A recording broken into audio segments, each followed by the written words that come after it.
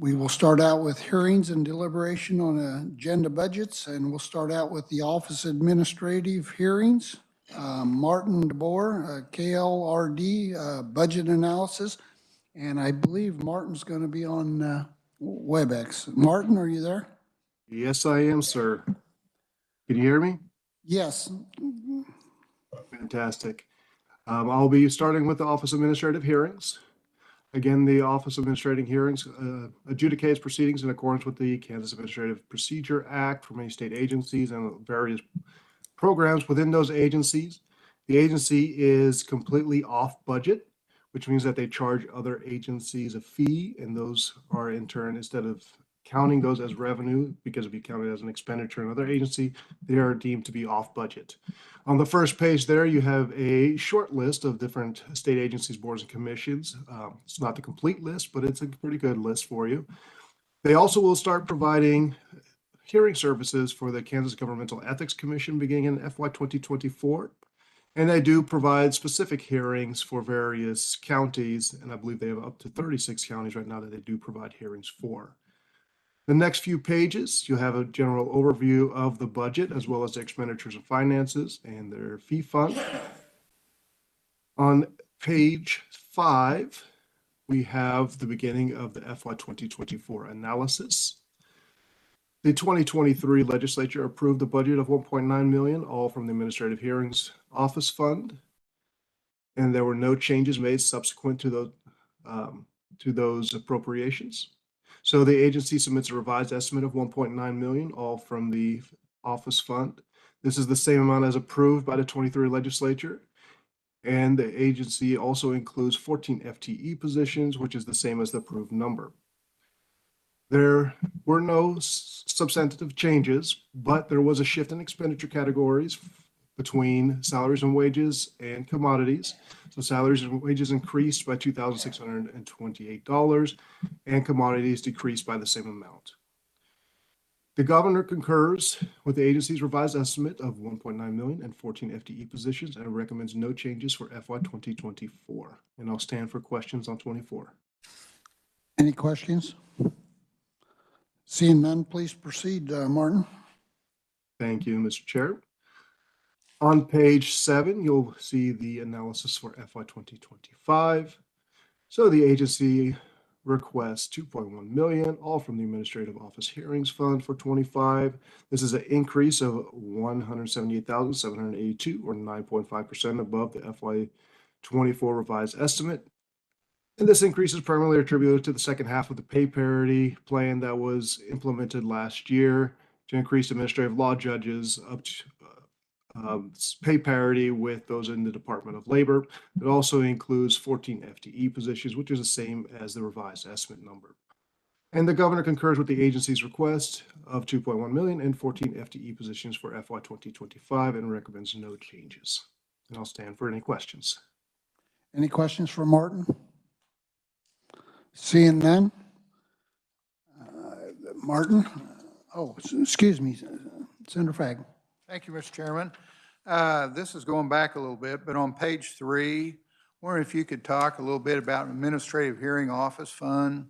You know, from 2016 up to 2023, it's hanging around $1.5 million, and then it's jumping up 25%.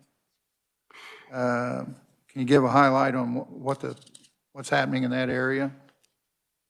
Yeah, so last year there was a pay parity plan increase for the administrative law judges to bring them up with pay parity with the Department of Labor's administrative law judges, just to bring them up to about the same pay level. And that's why you see an increase there. It was split between 2 different years. So approximately was 138,000 in FY 24, and then the 138,000 here in FY 25. So that's a large account for that. They were anticipating a larger number of hearings related to the Medicaid unwinding, people falling off of Medicaid plans, things like that. And I believe the executive director can address those in a little bit more detail. Any other questions? Seeing none, thank you, Martin. Appreciate your being here today.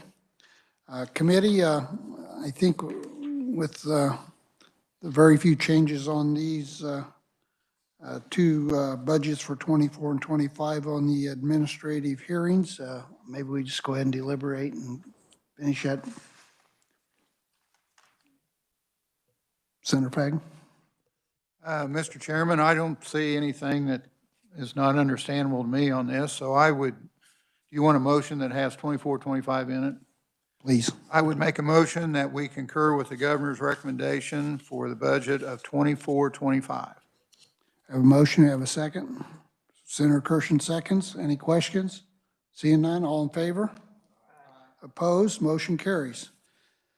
Next, we will open the hearing and deliberation on agency budget for the Board of Indigent Defense Services. Martin DeBoer, KLRD. Yes, thank you, Mr. Chair and Committee. The Board of Indigent Defense Services is commonly known as the Public Defender's Offices, and they provide services that are statutorily required. And they oversee a system of public defender offices all over the state and provide services where there may not be an office available through an assigned counsel process. Their budget begins on page 6. So for FY 2024, the 23 legislature approved 60.4 million, and there were no, my apologies. There was one adjustment post that appropriation. There was a reappropriation of 3.8 million, and these are from unspent funds for salaries and wages. The agency requests a revised estimate of 60.8 million, including 60 million SGF and 289.2 FTE positions for FY24. This is an all funds increase of $403,438, or 0.7%, and an SGF increase of $176,999, or 0.3% above the FY24 approved amount. The FTE increase is a technical adjustment within the accounting system. So the revised estimate includes $176,999 in supplemental requests, and this is for the pay plan shortfall relating to SB 25 last year, not having appropriate enough funds for all of the agencies. So that equates to $176,999 for FY24. Absent any of these supplemental requests, there is an increase of $226,439 in base budget expenditures. Some of the more significant adjustments are as follow. This includes the $226,439 includes $220,837 from the Indigent Defense Services Fund and $5,602 from the In-Service Education Workshop Fee Fund.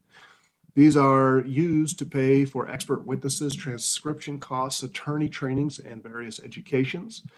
The base budget also includes increase of $360,000 for passenger vehicles, $399,332 for software, $101.8 million for expert fees, and $453,929 for rent.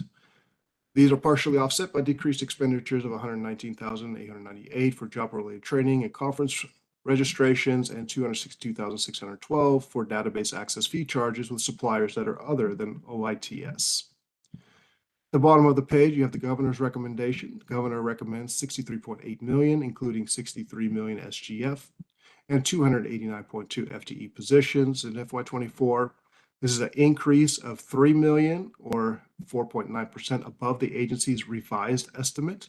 And this $3 million is an assigned counsel caseload adjustment in accordance with the fall 23 consensus caseload estimates for assigned counsel in 2024. With that, I'll stand for any questions on FY24. Committee questions? Senator Fagan. Thank you, Mr. Chairman, and thank you for your presentation here. I see the base budget include that increases of $360,000 for passenger vehicles. Are those electric or gas? Thank you, Chairman and Committee. I do not know. I did request follow-up information on these vehicles, but if the executive director is there, she may have more up-to-date information for you.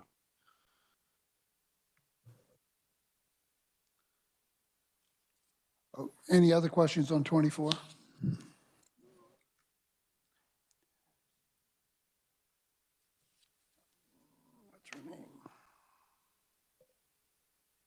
Heather, would you like to answer that? Thank you, Chairman. Our anticipation is that those are going to be gas, just because of the cost of electric vehicles and the availability of either gas or electric. Gas tends to be easier to come by. Any other questions? Senator Petty. Heather, I know we had a little conversation the other day, and I noticed on this about the rental fees. Does that include, and we were talking about the expansion that's occurring with the Wyandotte County office, does that include your new contract there for renting space? Yes, so the fiscal year 2024 includes the funding for the 2 new public defenders offices that we're opening in the 11th Judicial District in Wyandotte County. And that includes the cost of those leases that were funded from last year's budget. Heather, would that be part of the 3 million, or is that 3 million just for the assigned counsel? The 3 million is for the assigned counsel adjustment because of anticipated shortfalls on the number of cases and the cost of those cases coming in on the assigned counsel program. Okay, any other questions? Senator Fagg. Thank you, Mr. Chairman. The 3 million, how do you arrive at that being the number that we need? Is that the number you come up with, or did you request more than that? I'm just trying to understand the 3 million. For the assigned counsel Yes. adjustment. So that it comes from caseloads meetings with the Kansas Legislative Research and the Division of Budget. And all 3 of us separately look at our caseload projections from our numbers and then the history of expenditures over a significantly long period of time, and then come to a meeting agreement on what that's going to look like in future years and try to predict out. Obviously, there's waxing and waning of how many cases actually get filed, as we saw significantly during the pandemic. But that's our projections that was agreed to by the caseload consensus. Thank you. Heather, so when we use assigned counsel and we spend $3 million, are we recouping some of this from the clients? And how much? This is one of the reasons, I guess, that we need to get more of our own in-house attorneys, so we are not spending more and more and more year after year on assigned counsel. But are we recouping any of these dollars from the folks that we're defending, or how's that work? We do. So if a client is determined at the end of their case to be able to, for instance, if they're like going to be put on probation or something like that, part of that conversation during sentencing is what kind of fees and fines can that client repay during that process. That includes oftentimes things like restitution to the victim if there's a victim in the crime, a conversation about what their expenses are if they're going to be successful on probation, that sort of thing. And depending on that, then the judge can assign the amount that could be repaid at some point for attorney fees, depending on their ability to pay. Obviously, the problem with that is that our clients, by their very definition, are indigent, and that's why we get appointed to their cases in the first place. So it ends up being a very small percentage that we do recoup through that process. Well, I figure it was low. Do we have a number? Do we keep track of that? I mean, do we get 3% back, or 0.5%, or what do we get back in a year's time, average? Yeah. Sorry. That's okay. My CFO is here. She probably can answer that more specifically as far as the percentage, if that's okay. You want to? Sure. You want to come up? This is Kim Mason, our Chief Fiscal Officer. Good morning. Yep. And your name again? Kim Mason. Kim. Yeah, Welcome, committee. thank you for having me. The recoupment that comes in, it comes through us as a pass-through, and it's usually between 2 and 3 million each year. Oh, it's quite a Goes- bit then, way more than I would have imagined. But I goes- guess there's a lot of people too, so, Those funds go directly to the state treasury. sure. But it's a couple of $1 million. Okay, well, thank you. I'm glad to know that. It's still a fairly small percentage of the overall cost of what it costs to defend those cases, obviously. Right. But, okay. Any other questions for Heather or Martin? Okay, seeing none. Martin, if you'd like to do 25? Yes, thank you, Chairman, Committee. FY 2025 starts on page 9. So for FY 25, the agency requests 71.7 million, and this includes 70.9 million SGF and 314.2 FTE positions. This is an all funds increase of 10.9% or $10.9 million or 17.9%, and an SGF increase of 10.9 million or 18.2%. And a 25 FTE position increase above the FY24 revised estimate. The request includes $15 million in enhancement requests. There is $6.7 million for a recruitment and retention program. This adjustment will create pay parity with prosecutor offices and include a 28% adjustment for attorneys and a 10% average adjustment for non-attorney staff. There is 1.2 million SGF request for agency's next step compensation adjustments for 25. So this includes a salary and wages adjustment of approximately 5% per employee and allows for a 2% merit-based increases. And these adjustments will be administered on an employee by employee basis. There is 2.7 million SGF and 25 FTE positions for the ethical caseload staffing and support plan for FY 2025. This plan includes 6 FTE positions for the capital offices, 10 FTE positions for non-capital public defenders offices, 9 FTE positions for administrative operations, and the additional staffing is to create immediate caseload needs and to build the agency's capacity to effectively recruit, hire, and support future necessary staffing. There is 475,852 SGF for basic infrastructure expenditures, and this is broken down into 2 different parts. The first part is a request of 352,500 SGF for new and additional lease space to accommodate the agency's current staff, and this includes some vacant positions the agency cannot fill due to insufficient office space. So in total, the funding would support 47 FTE positions across 7 separate offices, and the agency estimates it will need 300 square feet per employee with an anticipated cost of $25 per square foot per year. The second part of the request includes ongoing expenditure of 123,362 SGF for the training division for attorney and non-attorney trainings, leadership training, continuing legal education, and an agency-wide conference, which includes assigned counsel from across the state.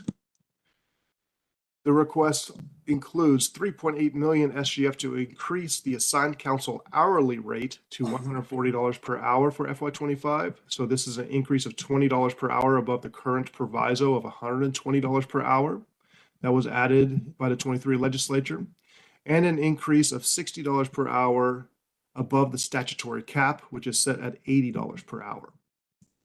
Finally, there is $112,790 SGF in ongoing expenditure and salary adjustments for the legal services for prisoners program. So according to the agency, the current 4 FTE positions earn approximately $15,000 below what a new public defender with no experience earns.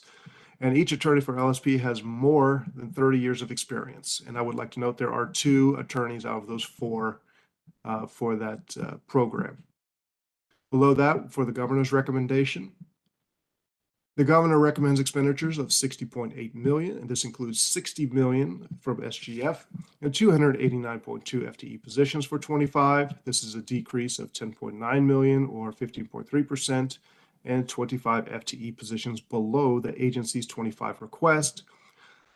The governor did not recommend the adoption of the following enhancement requests. She did not recommend the recruitment and retention of equaling 6.7 million, the next step compensation, which equals 1.2 million, the ethical caseload staffing, which equals 2.7 million SGF and 25 FTE positions, the basic infrastructure for 475,862, and the assigned council hourly rate increase, which amounts to 3.8 million SGF.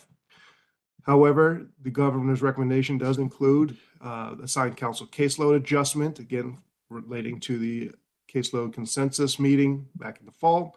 So the recommendation includes 4 million SGF in accordance with the fall consensus caseload estimates for 2025.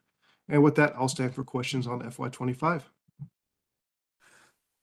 Thank you, Martin. So Martin, how many of these 289.2 FTE positions are filled?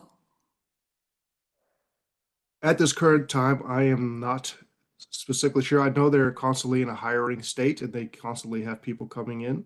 I believe that the director could best answer that question.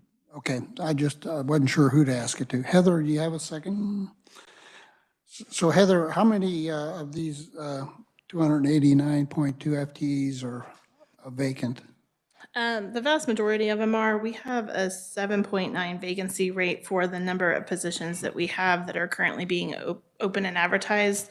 We've got 25 positions that are still on hold right now that we haven't started advertising because they are associated specifically with the 11th Judicial District and Wyandotte County Public Defender's offices. And until we get a little bit farther into the leasing process with that and know an actual like opening date for those offices, we can't really start to hire those because people don't know when to be able to tell their jobs that they're leaving to come work for us. So those are on hold for just a little bit longer while we get a little deeper into that leasing process. We have 19 positions that are filled but not yet started. So those are people who've already accepted the position, committed, have a start date. They just haven't actually started yet. And out of the 23 that are actively advertising that we're looking for, still advertising, looking for positions, 19 of those are public defender positions specifically. The rest are staff. That are still vacant. So why are you asking for 314 or whatever it was? Let me look here. If we still got all these other vacancies, and are we reappropriating these dollars, or do you have a reserve? How's this working on your budget? Do you mean, why are we asking for additional positions, or what's happening to the money while those are? Well, no, you're asking for, in 25, you were asking for additional FTEs. Let me find it here. Right. So 314, yes, okay. And currently in 24, we have the 289.2 that aren't filled. And so you're just planning for the future, which I know what you're doing, but it's, and I don't disagree. We need to have 19 of our own public defenders. I mean, I think it's important. But I wonder why, until we get the 19 hired, we will. I mean, what's your thought behind that, I guess? So it kind of dovetails with the conversations that we had last week about the combination or the interaction between our pay issues and our staffing, and then our projected workloads for what we anticipate going forward, based on the fact that even if every one of our positions was filled, we still would not have sufficient FTEs to address our current caseloads. So what we're asking for out of this budget request is to be able to enhance our salaries through one of the two alternative salary options that we've proposed, so that we can make those hiring of those currently vacant PD positions in particular a lot easier to do, because we're having trouble competing with those salaries. The 25 FTEs that we've requested for fiscal year 2025 are specifically very targeted, and actually only a handful of those are actual trial level public defender positions. There's a handful of public defender positions for our capital offices specifically that we need to fill because of our death penalty or death penalty eligible number of cases that have been coming through. The rest of the positions, there's a couple that we've identified for a couple offices that do not have enough staff, even with their current staffing, that need to have additional FTEs. But a lot of those are actually investigator, legal assistant, mitigation people, which is also necessary for us to be able to sufficiently carry our caseloads.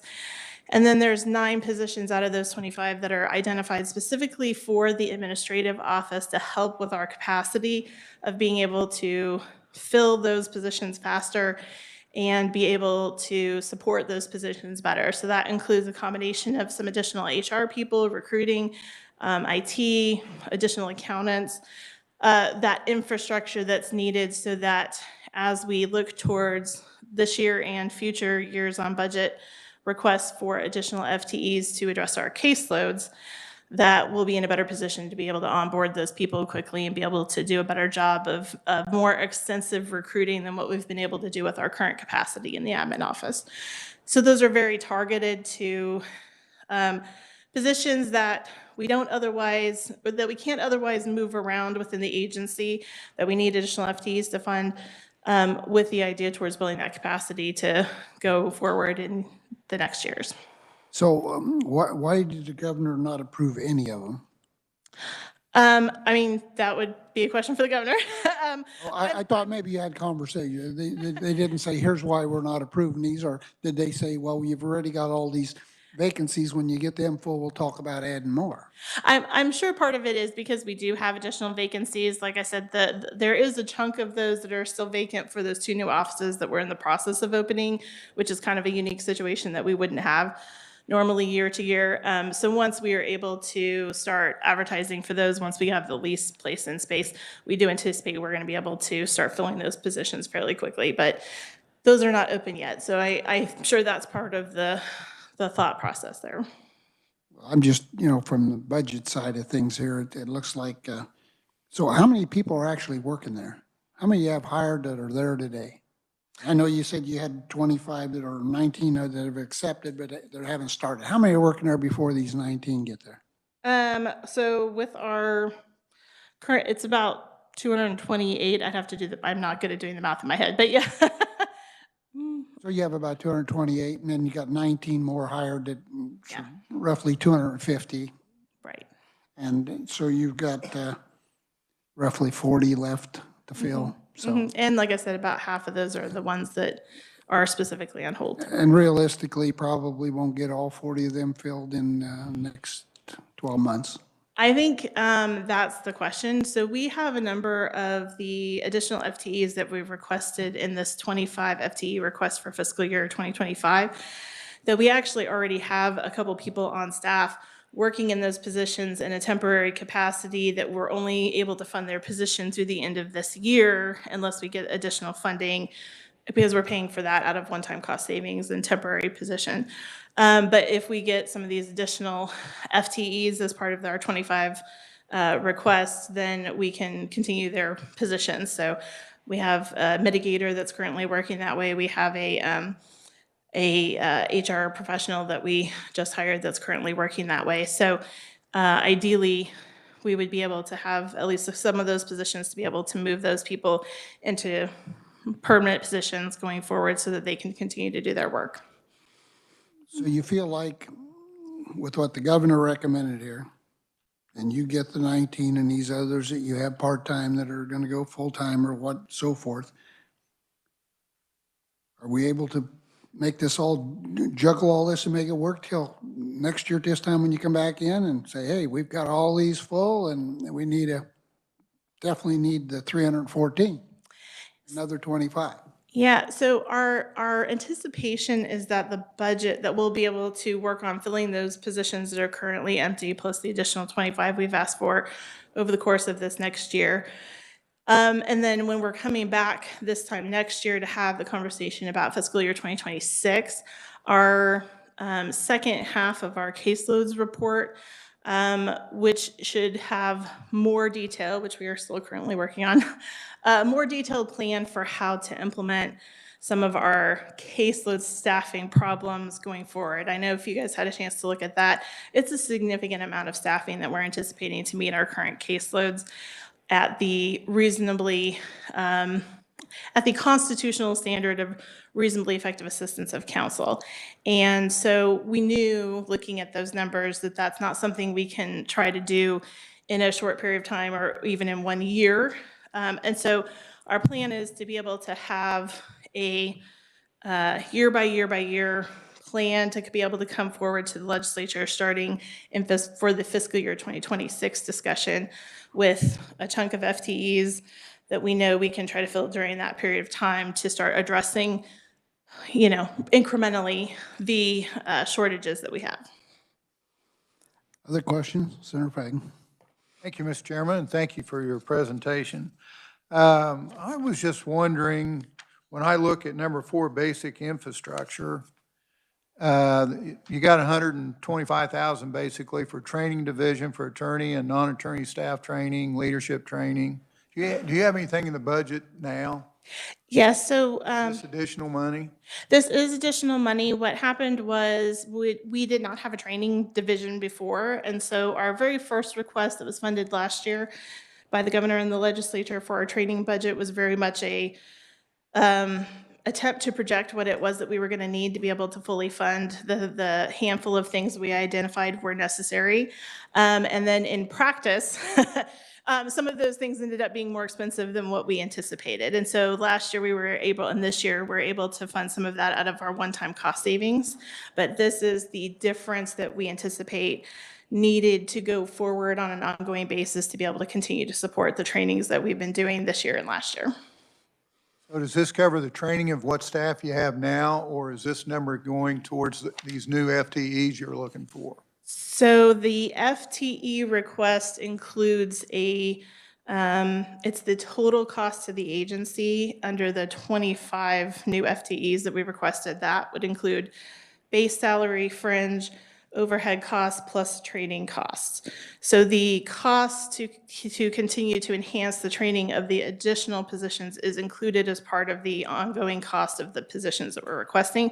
This is to make up the difference for the current employees that we have and our assigned counsel program too. Senator Fagan. Follow up. Thank you, Mr. Chairman. This is kind of to understand COVID and what that did to us, and we kind of got to where we had an overload.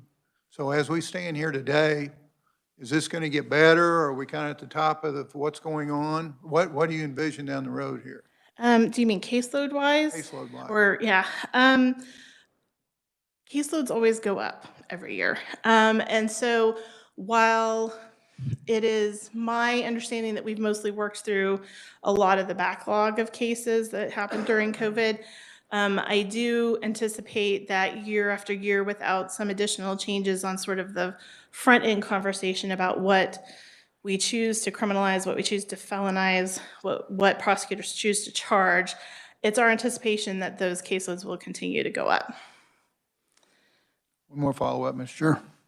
Can you give me a definition of ethical caseload staffing? Yes, so the National Public Defense Workload Study based their number of hours recommended for workloads on a combination of the case law surrounding public defense and reasonably effective assistance of counsel is defined in that case law, and then looked at also the ethical requirements under the rules of professional conduct that all attorneys are required to adhere to in order to maintain their licensure. And so those hourly recommendations that we've now applied to our Kansas caseloads come from that case law definition and those professional ethical standards. Senator Petty. Thank you. I know this, well, first of all, I have a question because we have the governor's recommendation and then we have the addition of, I'm going to ask, is this an addition of the assigned counsel caseload adjustment. So is that an adjustment to the governor's original recommendation? My understanding, and Martin could probably clarify this, but my understanding was that the caseload recommendation from our caseload adjustment meeting in October, it was included in the governor's recommendations.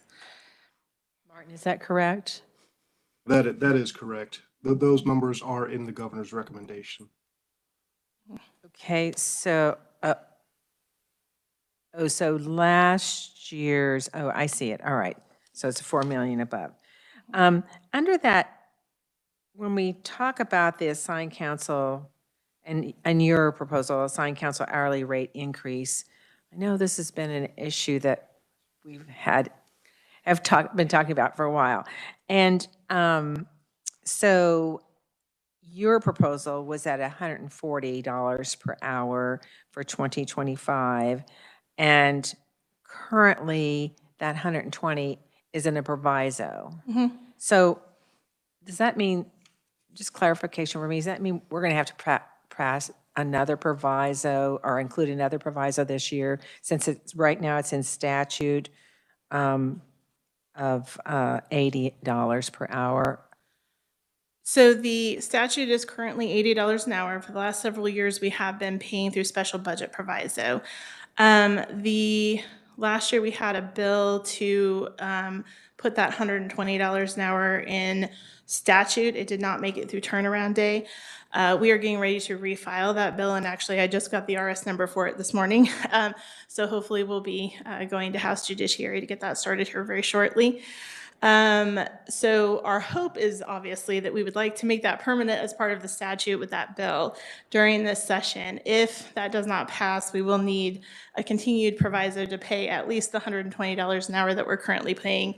The 140, this is the second year that we've requested 140. Way back in 2020, we had proposed a 3-part adjustment to the hourly rate to go from 80 to 100, which that legislature funded, from 100 to 120, and then from 120 to 140 to get closer to the federal assigned counsel panel rate. They are still closer to 160.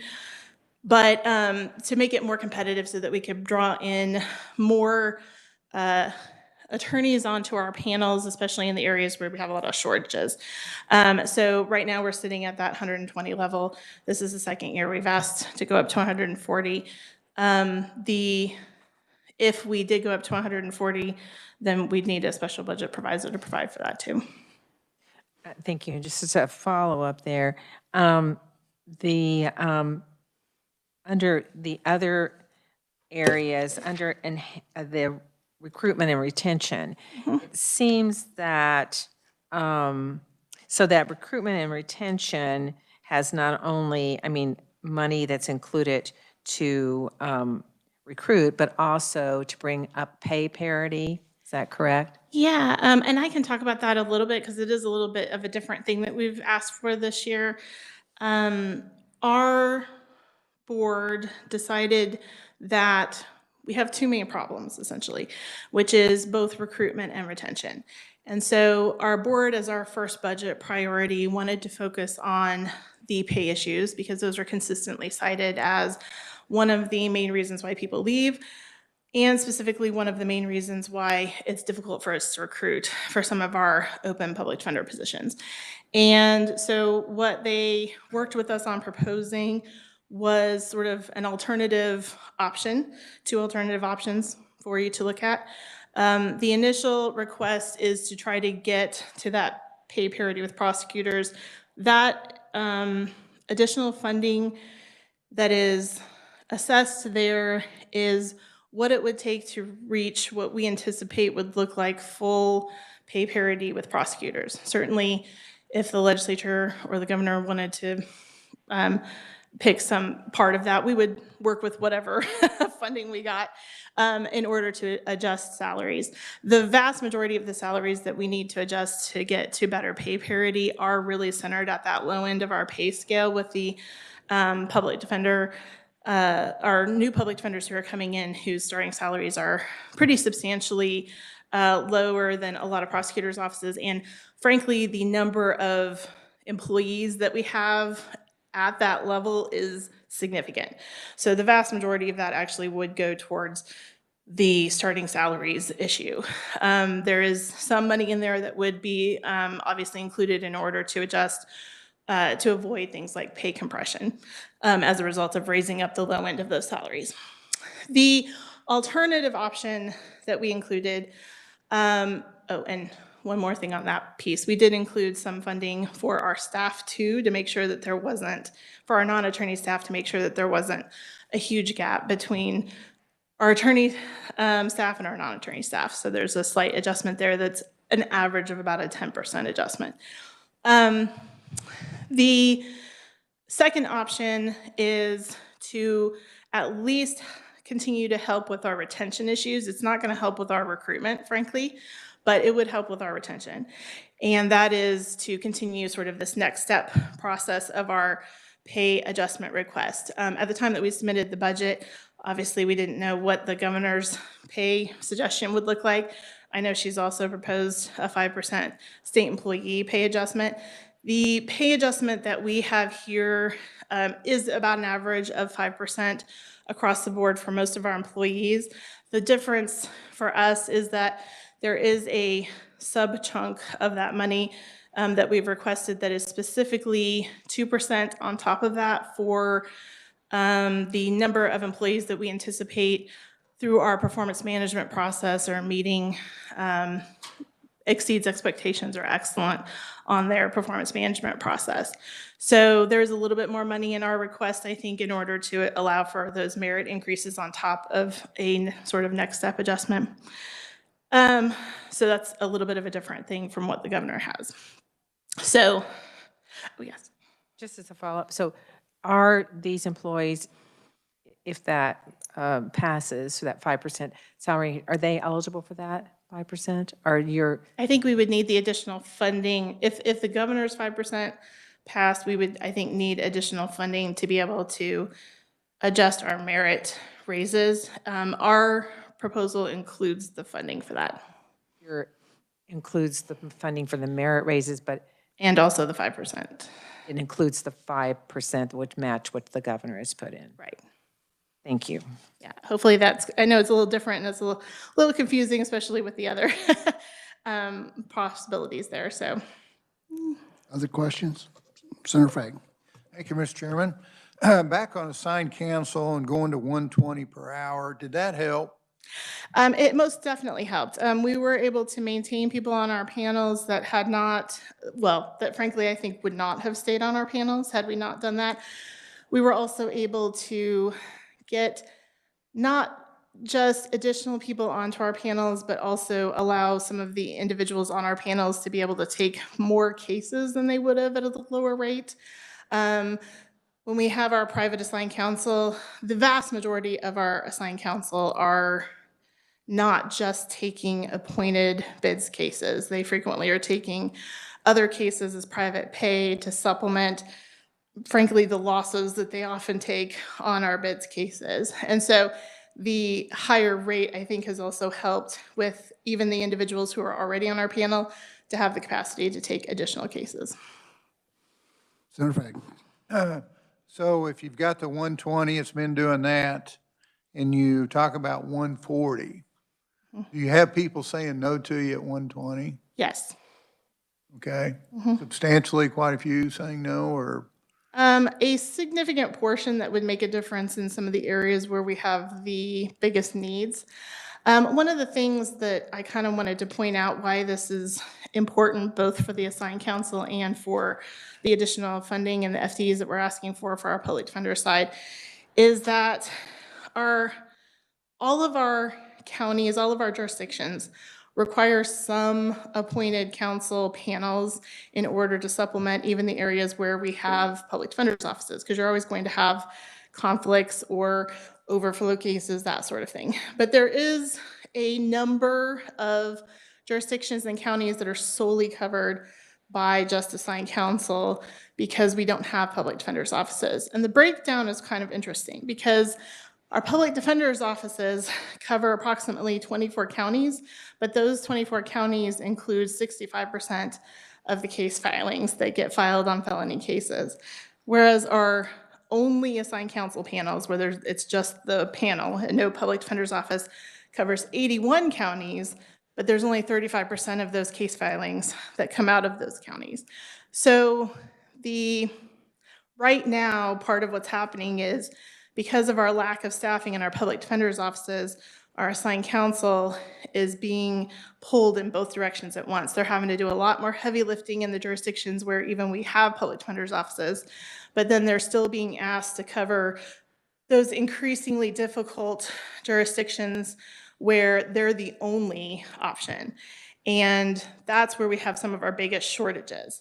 And so our hope is through a combination of pay adjustments, additional staffing, kind of trying to tackle all of these things, the additional funding for our assigned counsel, that by attacking sort of all of those things at once, that we can do two things, which is basically to allow our public defender's offices to get to a capacity so that they're not having to refuse cases because of caseloads and lack of staffing, so that those assigned counsel are not overloaded and covering cases in jurisdictions where we have public defender's offices on such a high level and can instead help us with the jurisdictions where we desperately need additional people because we don't have enough private attorneys through most of the state. Any other questions for Heather? Seeing none, thank you, Heather. Thank you. Also have Justin Bravey. Justin Bravi, Bravi. our chief public defender in Salina, was not able to make it today because of the ice. And so he was going to stand on his written testimony that he presented, but certainly if you have questions about that, I can answer any of those questions too. And any questions on the written? Seeing none, thank you, Heather. Committee, we also have written only by the Chief Justice Marla Lukert and written only by Joe Molina with the Kansas Bar Association.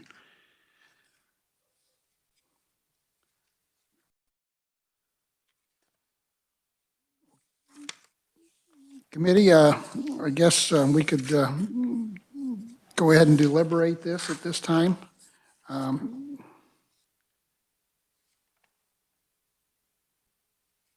What are the wishes of the committee? Senator Fagg. Mr. Chairman, just thinking out loud with the committee, the assigned counsel hourly rate, is my understanding, that's kind of a year-by-year thing by proviso. I would envision, instead of maybe doing the 140, split it and do a 130, because we need to be doing something, I'm convinced, in that area. As far as the rest of it, I think the governor has taken and looked through this stuff a lot more careful than we have, and I would envision doing something as it progresses. But it would probably be more cost-effective in the next year to do something like this. So, Right, and I would point out that, we had raised this from 100 to 120. Yes. And it said that this has really improved things a lot.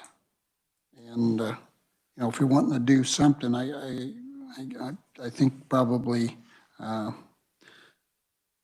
and I could live with the 120, I'm just saying that. Right. Well, that's what it said. The current proviso 120 had helped the recruitment efforts tremendously. I don't know. I think we definitely want to do what we can do. Whether or not you want to stay with the governor's rec, or what are you thinking, Senator Petty?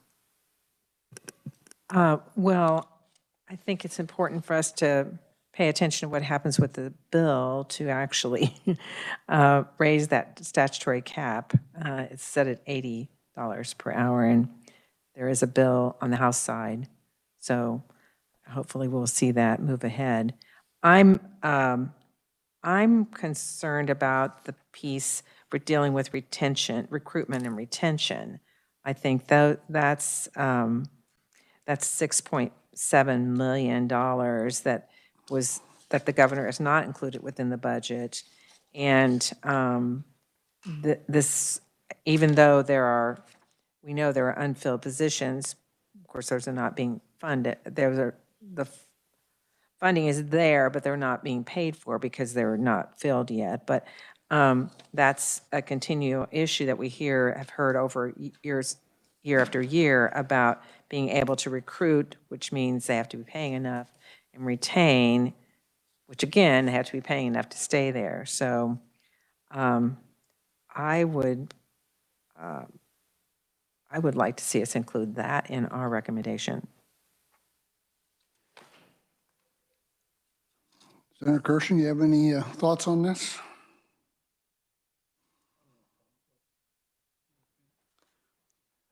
Looking at additions, I guess my concern, I always think that we want to make sure that we do as much as we can to get our in-house counsel versus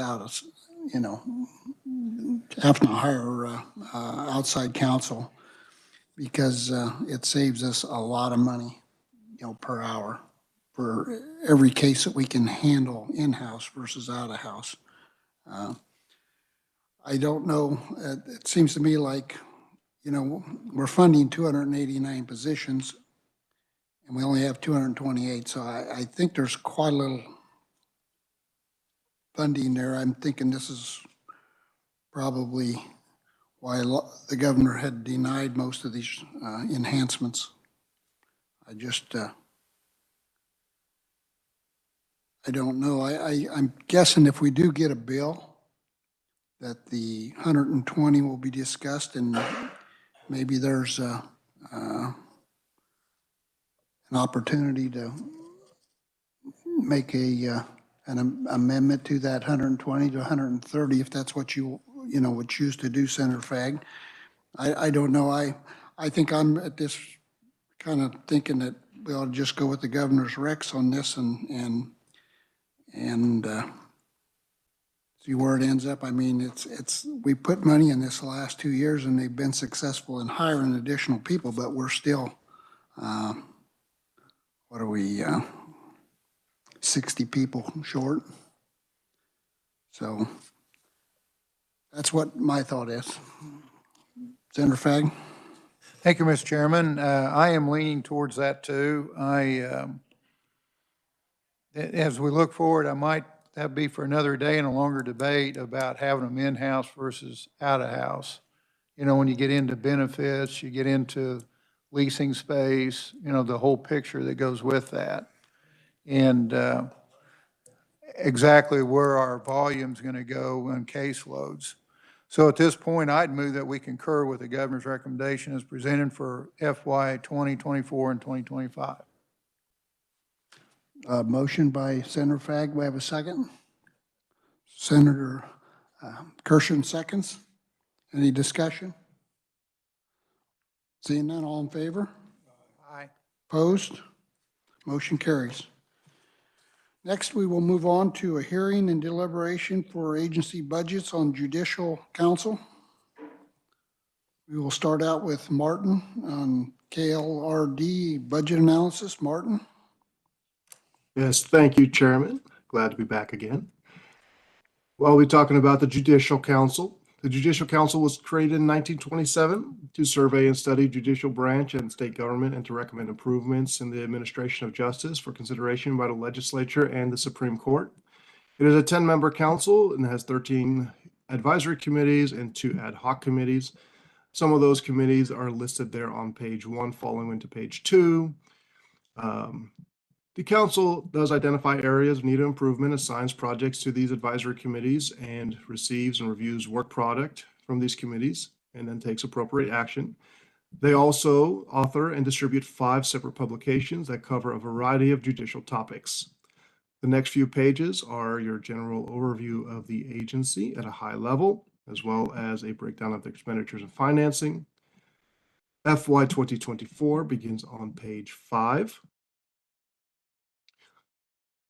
The 2023 legislature approved a budget of $716,261 SGF in expenditures and 5 FTE positions for FY24. There were no changes made subsequent to that appropriation. The agency submits a revised estimate of $721,818 SGF and 5 FTE positions in FY24.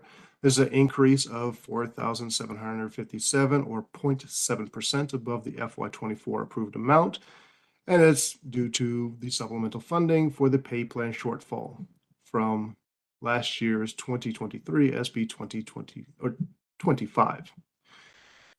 The governor's recommendation there at the bottom of page 5, because this is in the judicial branch pursuant to KSA 75-3721, the governor is statutorily required to include the Judicial Council's budget in the governor's budget report as submitted by the agency, and therefore there are no changes recommended by the agency to this budget, by the governor to this budget.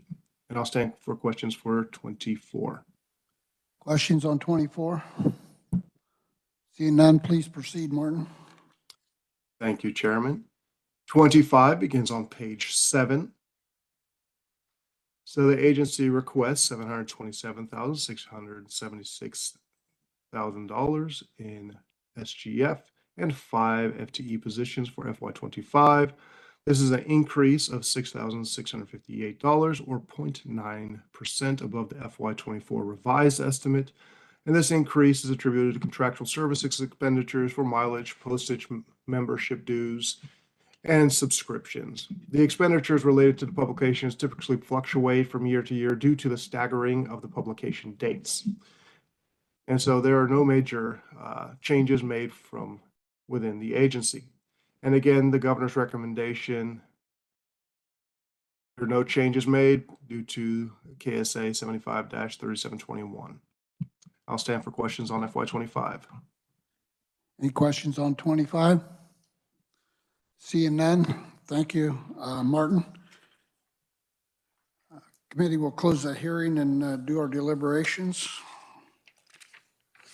Senator Fagg. Thank you, Mr. Chairman. I think this is pretty straightforward and simple, so I would move that we concur with the governor's recommendation as presented for FY 2024 and 2025. I have a motion, I have a second. Second by Senator Kirshen. Questions? All in favor? Opposed? Motion carries. Committee, that is all of our work for today. We are adjourned.